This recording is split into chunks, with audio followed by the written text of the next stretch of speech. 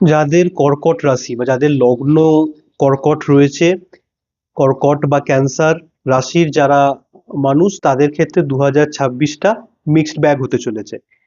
বিশেষ করে প্রথম 5 মাস, জানুয়ারি থেকে মে অবধি, তাদের বৃহস্পতি তাদের লগ্ন অনুযায়ী 12th হাউসে অবস্থান করছে।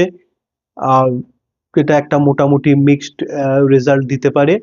কিন্তু জুন থেকে অক্টোবর অবধি, 2রা জুন থেকে অক্টোবরের শেষ অবধি বৃহস্পতি লগ্নে বা ফার্স্ট হাউসে গিয়ে অবস্থান করবে, এবং কর্কট রাশিতে বৃহস্পতি এক্সল্টেড এবং অতিচারী হিসেবে অবস্থান করবে। তো বৃহস্পতির এই উচ্চস্থ অবস্থা কিন্তু জুন মাস থেকে অক্টোবরের শেষ অবধি কর্কট রাশির মানুষদেরকে লাভবান করতে পারে।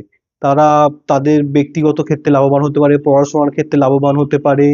যাদের বিয়ে হচ্ছেও না, তাদের বিবাহের পক্ষে এটা খুব ভালো যোগ জুন থেকে অক্টোবর।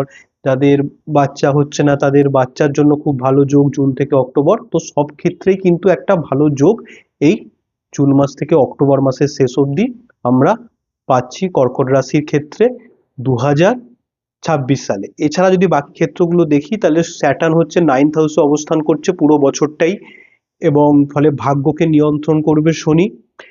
রাহু হচ্ছে 8th হাউসে অবস্থান করছে, এবং কেতু হচ্ছে 2nd হাউসে অবস্থান করছে। কেতু 2nd হাউসে অবস্থানের জন্য প্রায় সারা বছরই আর্থিক কিছু আহ খরচা হতে পারে, পরিবারের সঙ্গে বিভিন্ন ঝামেলা হতে পারে।